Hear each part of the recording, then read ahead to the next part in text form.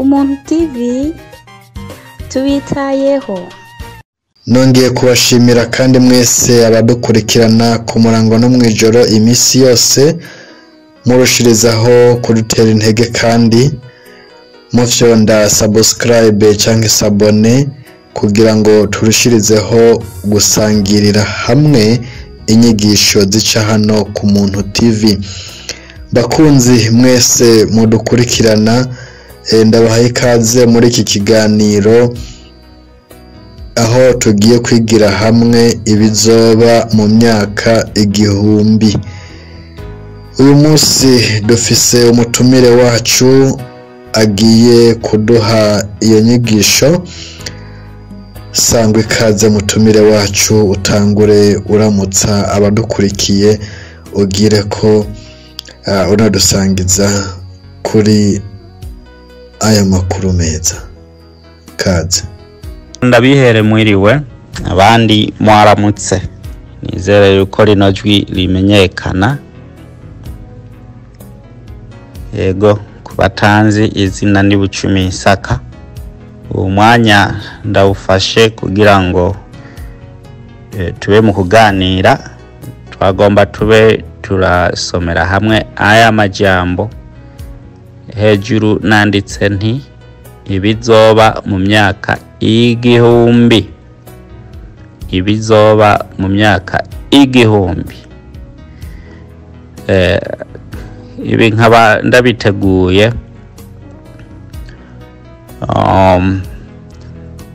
ndiko nkurikirana abantu benshi usanga uno munsi dufise ingorane zitandukanye, bivana n'akarere, bivana n'igihe urimwo, bivana ndetse hari igihe bivana n'intango, uko intango yakozwe mu buryo bw'abasokuru byagenze gute, basize babikoze gute, babyoroganije gute, kuko navyo birashika uhora akavuga ngo ndahora abana ibigabitanyo byabase.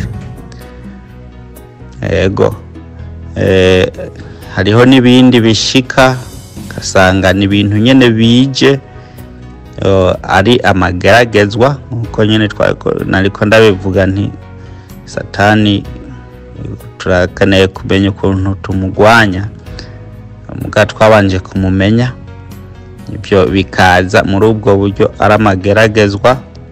Ahandi naho birashoboka kandi uhoraho nawe akakugeza akaraba ko uri umwana vy'ukuri ashitse akwiye ubwami, akagucisha mu rujo, akagukaranga kugira ngo arabe ko inkamba zivako, canke arabe ko nyene muravyumva na mwebwe.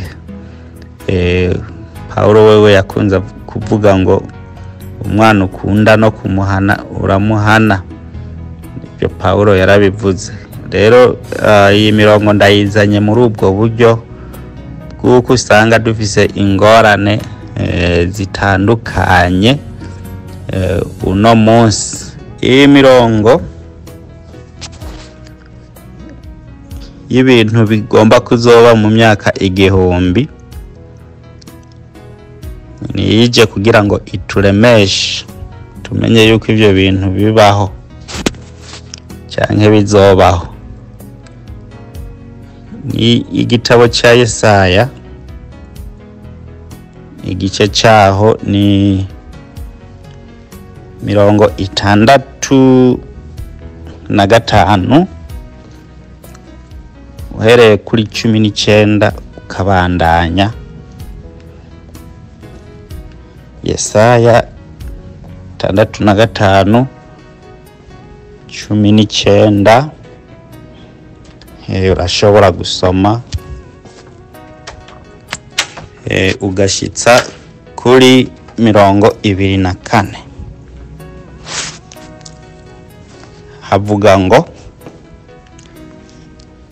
zanezererwa nk'i Yerusalemu, nishimira abantu banje kandi ijwi ryo kurira n'imiborogo ntibizohumvikana ukundi. Kuri 20 Yesaya 6:5-20 ntihazokongera kubaho umwana amaze iminsi mike canke umusaza adashikije imyaka yiwe, kuko umwana azopfa amaze imyaka 100,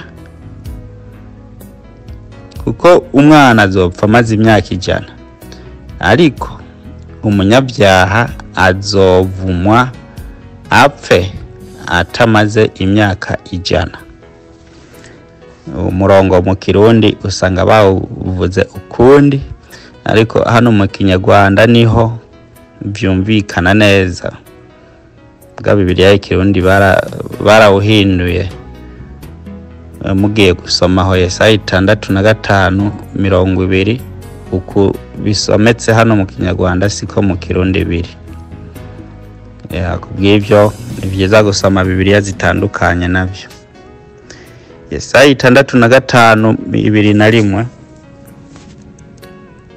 abantu bazokubaka amazu bayabemwo, kandi bazotera inzabibu barye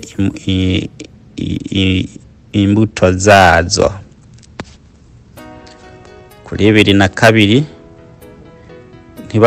ntibazokubaka amazu ngo abandi bayabemwo, ntibazotera inzabibu ngo ziribwe n'abandi, kuko bazomara imyaka nk'ibiti, kandi abatoni banje bazoshira kera bishimira ibikorwa by'intokeza by'amaboko yabo.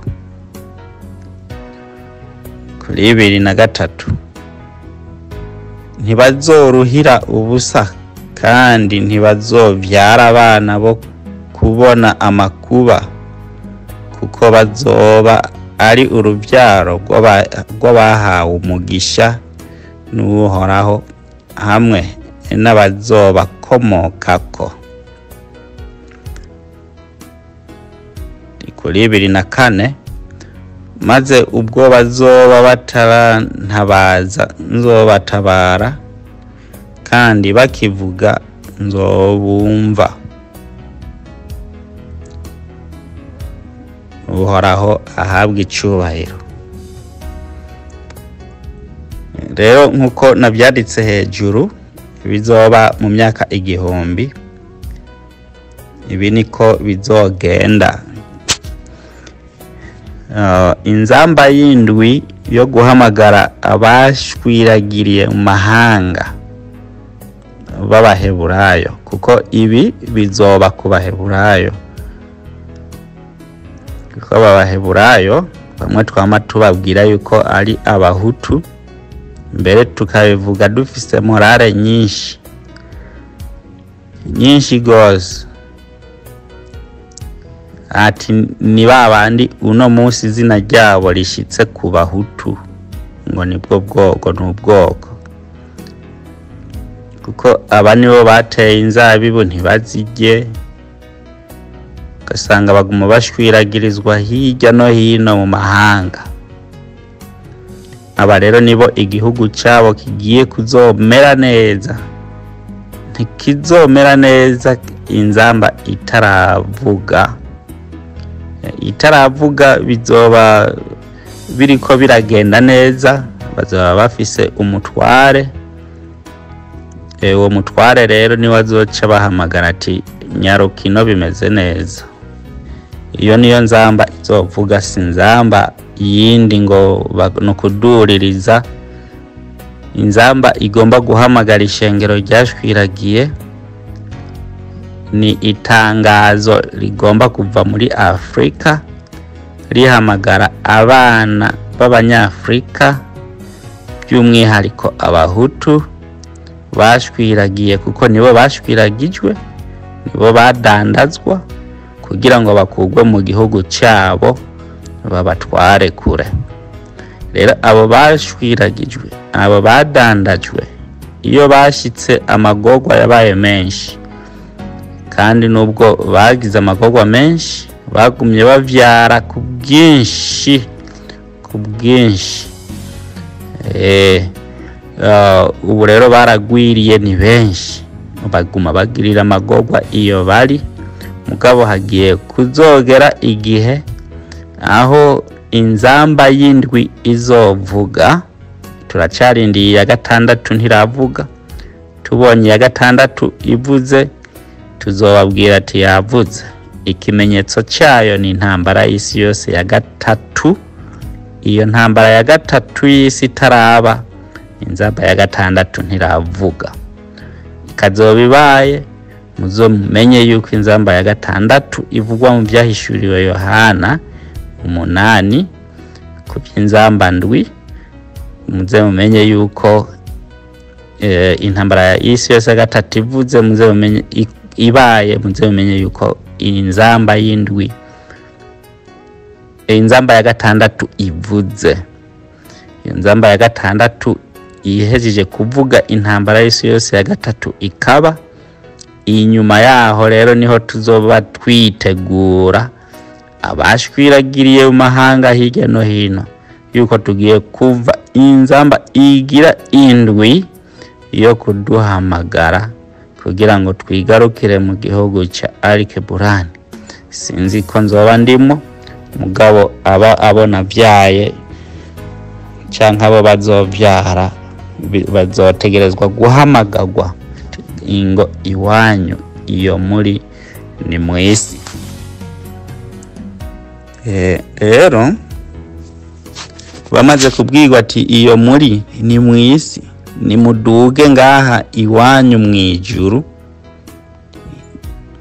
ni muduge ngaha iwanyu mwijuru.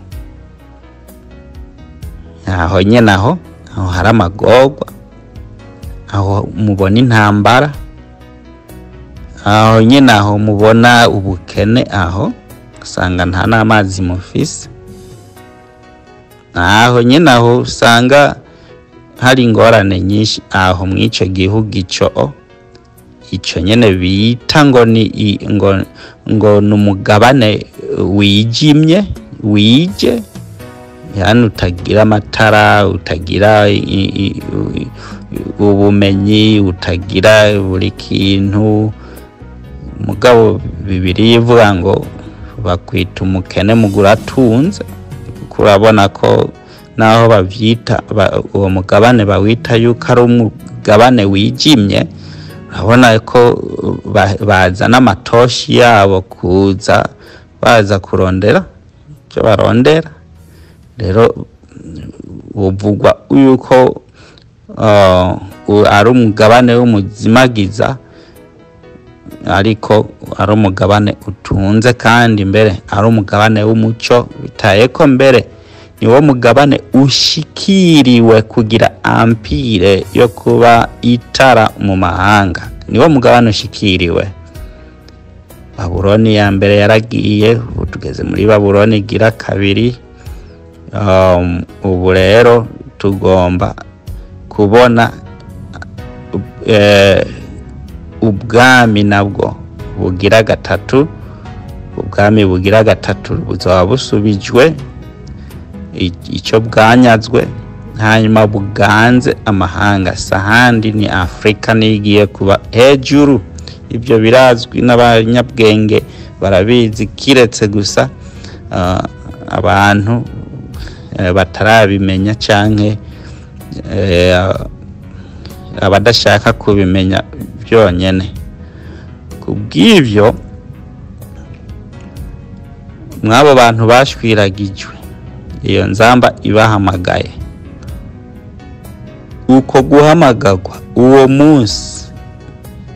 umunsi ari usobanura itariki, iryo yinga, uko kwezi n'uwo mwaka bizoba ari itariki imwe yuko kwezi n'uwo mwaka w'inzamba igira indwi. Ico gihe iryo tangazo rizoba rivutse. ari ryo ryitwa inzamba, nk'uko birire bivuga ngo ni inzamba y'indwi. Niwo munsi imyaka igihumbi izoba itanguye yo gutwara amahanga, empire izoba itanguye y'ubwami bw'uhoraho. Bazoca baza bashwiragiye basubire mu ijuru. Ico gihugu nyene kiri hasi citwa ijuru, niko Bibiliya icita, naho mubona kiri hasi. Bashitse rero abo bantu bakahashika aho,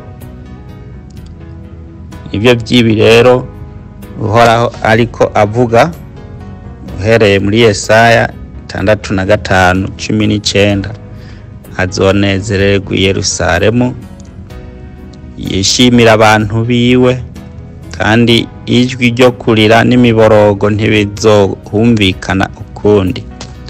Kubera iki? Kubera bavuye mu mahanga iyo bari baboroga, barira, bamererwa nabi, bagarutse iwabo, kurya iby'iwabo, kuvuga ururimi rw'iwabo, gukora iby'iwabo, nta marira. Ico gihe abantu bazoba bamerewe neza cyane. Kuri 20 ntihazokongera kubaho umwana amaze iminsi mike, cyangwa umusaza adashikije imyaka yiwe, kuko umwana azopfa amaze imyaka 100. No kuvuga umuntu azopfa amaze imyaka 100, ubwo n'urugero kizorenga. Ariko umunyabyaha azovumwa apfe atamaze imyaka 100. Abanyabyaha ico gihe cy'iyo myaka, abanyabyaha ni benshi. Hariho babandi usanga bariko bashingura uburimbi bwaho babaye, batora barima gato gato, bagenda mu karimbi k'uwundi kwiba itongo. Bamwe bibisuma bitandukanye. No munsi ndumva ngaho muri Arike Burani ufise agatelefone utagatwaye mu kwaha bagatwara mu mwanya muto. Ibintu byinshi babandi usanga baroga mu buryo butandukanye, karoga umurima w'umuntu yari yirimiye kugira ngo bifashe, kuko ntabijya wenyene, bifasha n'abandi. Mugabo ngwe haranjanye, uwo muntu ngo arandonkanye kandi abiroge, asanga yabiroze ntacaronsemo. Kuroga abantu, iyo muntu yironkeye ico yironkeye, akabotike kiwe kumuroga kugira yigire. Ububi bwinshi, kuja kuburanya umuntu ataca umuhora mu masengero, ugasanga inzigo irarenze, ntakabe naka, ibintu nk'ivyo. Abo nibo bitwa abanyabyaha. Muri iyo myaka igihumbi abagororotsi bagenewe gupfa n'imiburiburi bamaze imyaka 100. Umugabo umunyabyaha wewe ngo ntazokwigera ashitsa iyo myaka muri ico gihe c'imyaka igihumbi, ntibizoshika, kuko nuzoba avumwe. Mugabo ugororotse azobandanya neza gose, kuko mu myaka igihumbi abantu bazoba bagipfa. Rero urumva umugororotsi yonezerwa agahimbagwa muri ico gihe. Rero iyo dusomye kuri 21, bazokubaka amazu bayabemwo, kandi bazotera inzabibu barye imbuto zayo. Ico gihe ibitoki no munsi numva byaronse ingwara gihe intuze ibikoti ndumva ko zimozayike zarenze amateke ntacama neza ibigazi niko kuko njanye byo ariko nabyo birasha biraza ico gihe nta umuntu ngo azokwiterera umuzabibu wiwe atere ibintu vyiwe abirye arye imbuto zavyo arye ivyamwa vyavyo umuntu ico gihe azokubaka inzu ayibemwo 2022 ntibazokubaka amazu ngo abandi bayabemwo ntibazotera imizabibu ngo ziribwe n'abandi kuko bazomara imyaka nk'ibiti kandi abatoni banje abatoni ni kuvuga abagororotsi bazoshira kera bishimira ibikorwa vy'intoke zabo aba bagororotsi bamwe atamahirizi bafise mu vyabo ibiheko bitarimwo bitungiwe no kugororoka kuhoraho muri iyo myaka igihumbi ibintu bizoba bibandanya ni byinshi abarozi bazobandanya baroga eka abagororotsi nabo babandanye bagororoka ni ibintu byinshi hazoba hari ugutunganywa gukomeye kuzoba kuri hagati muri iyo myaka igihumbi twama twabivuze tukabibamenyesha ukuntu bizogenda rero mugabo ngaha twumvise yuko abagororotsi aribo bitwa abatoni buhoraho bazokwishimira ibikorwa by'intoke zabo bazoba bayeho neza cyane gose nta ngorane muri iyo myaka igihumbi kuri 2003 Yesaya 6:5 ntibazoruhira ubusa kandi ntibazobyara abana bo kubona makuba kuko bazoba ari urubyaro rw'abahawe umugisha n'uhoraho hamwe n'abazobakomokako murumva uno munsi abana nka twebwe tutarakura cyane cyangwa abana bacu muri ico gihe kimaze kugera urubyaro rwacu ntiruzobabara urubyaro rwacu ntiruzogira ingorane mfise amakuru ko hari bamwe benshi usanga nk'ubu bafunzwe gasanga kandi bariko babonerwa nkuko nabivuze ingorane ni nyinshi umubabaro kubw'ivyo mugabo turafise ico cizere c'imyaka igihumbi yuko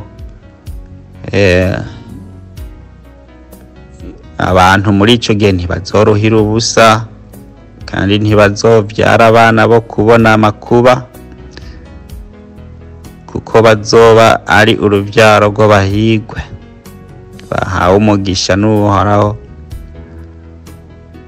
hamwe n'abazobakomokako muri ico gihe n'abahigwe mu guheraheza Yesaya 6:5-4 maze ubwo bazoba bataratabaza nzobatabara kandi bakivuga nzobumva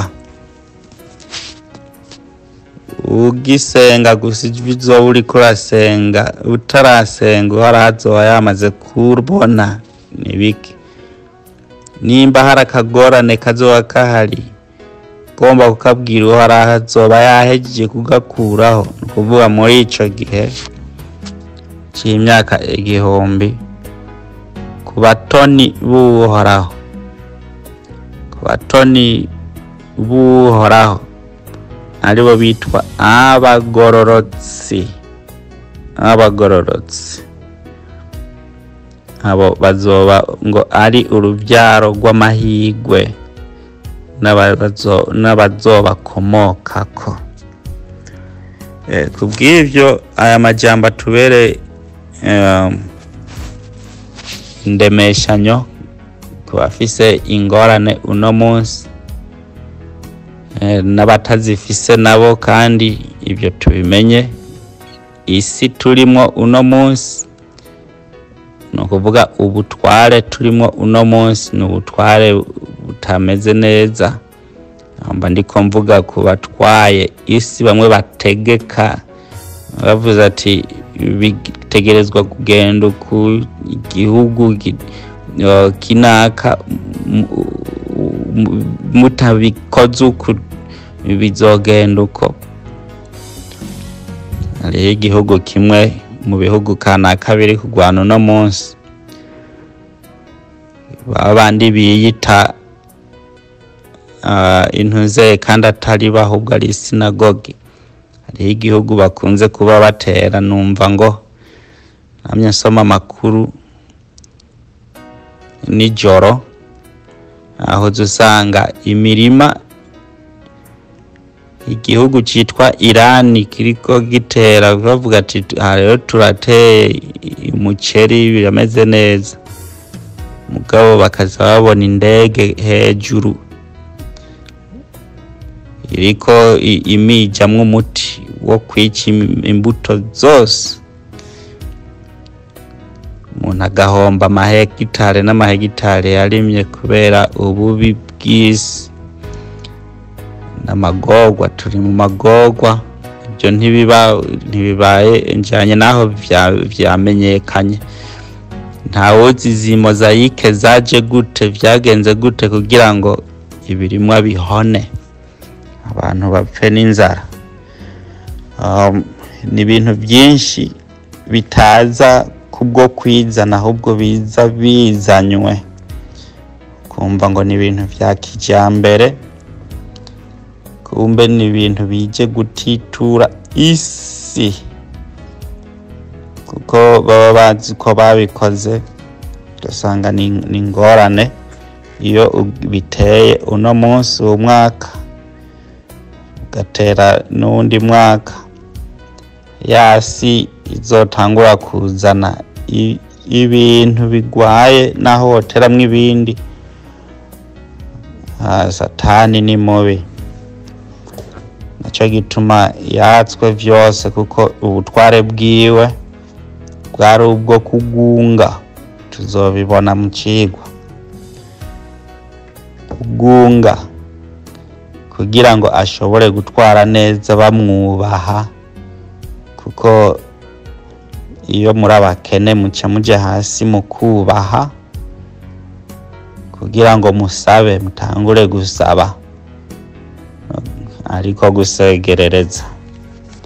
Ibyo byose n'amagorwa isi irimwo, mugabo uhereye muri ico gihe c'inzamba ibyo byose bizohagarara.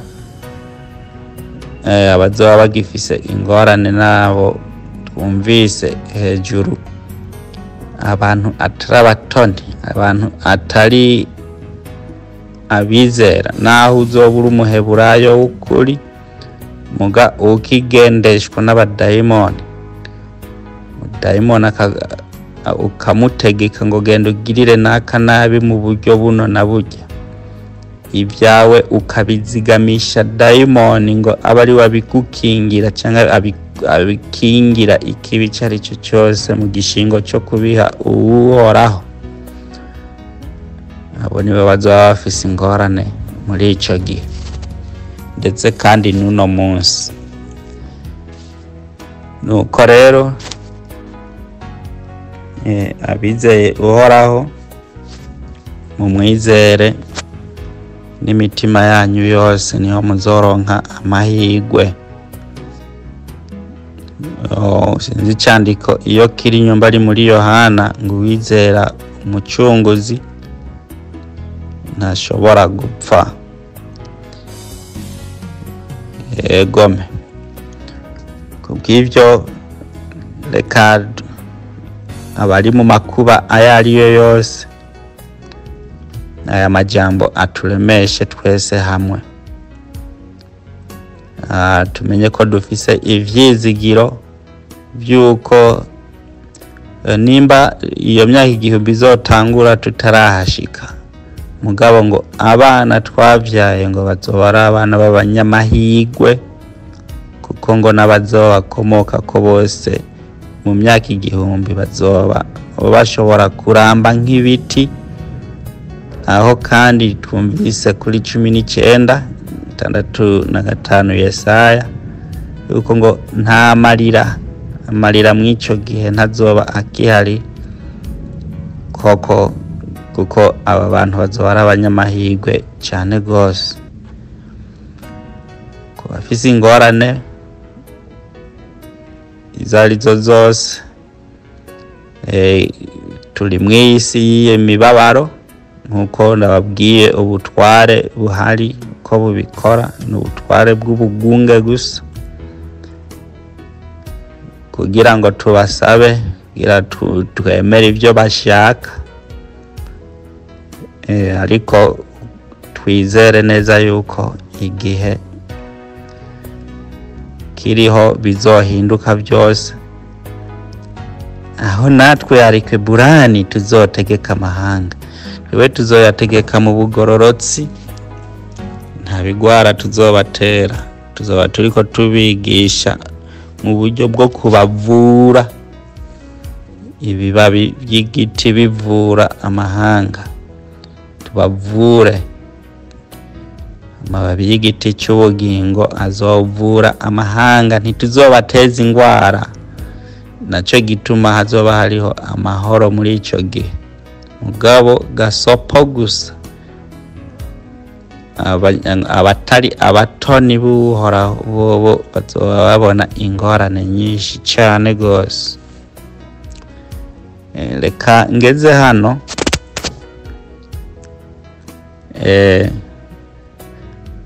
turindirire mu byagezwe by'uhoraho. Mwibuke uhoraho ntaho yigeze atanga idini, ngo atanze idini ryitwa Isilamu, ntaho yatanze idini ryitwa Pentecost, canke ngo atange idini Adventist canke idini inde. Uhoraho icyo yatanze ibyagezwe. Ibyagezwe nivyo yatanze, uhereye mu byagezwe by'uburyo bwa mbere byo gukunda uhoraho, ntimusenga ibindi bintu, haba hasi, haba mu mazi, haba hejuru. Nubwo amadini menshi usanga afise ibyo hejuru byinshi, ugasanga amadini afise ukwezi, inyenyeri, izuba n'ibiti byinshi, yani ya misaraba. Ora akavuga ngo mu nyubahe ntihakagire ibyo musenga ibintu nk'ibyo, ko kwizera ni mukureke aya n'amategeko gushika kugisabato. Ayo n'amategeko y'uburyo bwa mbere bwo gukunda uhoraho. Uhoraho aratanga n'andi mategeko, amabwirizwa iyo ku bantu, uhereye kubaha so na nyoko, hanyuma ukageza no ku yandi yo kubahiriza abantu nkawe, kutabagirira nabi mu buryo bwose bwo kubagirira nabi. Kuvayo 20 hashobora kukwereka, kuvayo igitabo cyo kuvayo igice cya 20 hashobora kukwereka ayo mategeko yose. Rero mubizera barindiriye aho, bakarindirira mu byagezwe n'uhoraho, abo nibo uhoraho yita abatoni. Nturindirire mu idini, kuko idini ntaho ryanditse mu gitabo cy'urubyaro rwahezagiwe atari urubyaro rwavumwe. Urubyaro rwahezagiwe muraruzi, Isaka yarahezagiwe mwene isezerano. Abo rero bahawe ivyo vyagezwe, nimurindirire mw'ivyo vyagezwe nibyo mwahawe, ntimwahawe idini iryo ari ryo ryose. Niyo mwarindiriraho uhoraho azobakunda cyane abite abatoni biwe, muzoba abanyamahirwe menshi cyane gose. Hanyuma mureme mukanya tukiri mw'isi y'imibabaro, mugabo tufise ivyizerwa, ukwizera yuko ivyo byose bizohera, kuko niko twumvise umurongo wa 19, Yesaya 6:5-19, nzonezererwa i Yerusalemu, nishimira abantu banje, kandi ijwi ryo kurira n'imiborogo ntibizohumvikana ukundi, mugire igihe ciza. Yari mwene so ku 10 Isaka. Shalom. Ndabashimiye mwese abakunzi bacu mwari mubanye nacu muri iki kiganiro. Nongere kandi kubasaba kurushirizaho gusangira ibi biganiro byacu tubasangiza buri munsi. Uko tubakunda ndagira ngo abariko mukunda n'abandi mubasangize ubutumwa bwiza, kugira ngo amahoro n'ihumure birushirize ko mu mitima yanyu mwese hamwe. Ku Muntu TV kuri YouTube murandika Umuntu TV, murushirizeho gukurikirana ibiganiro twatanguriye ko. Kuri Facebook naho nyene murandika indome 3 U-T-B, utandukanye gato wandike urudome T V, uca ushikira ibiganiro by'Umuntu TV aho kuri Facebook, ubishikirize n'abandi umaze kuvyumviriza. Ufise ico bivuga ko aho hose uratwandikira munsi, tuguhe umwanya nawe ushikirize icyumviro cyawe. Amahoro abane namwe mwese aho muherereye naho mu biganiro bikurikira.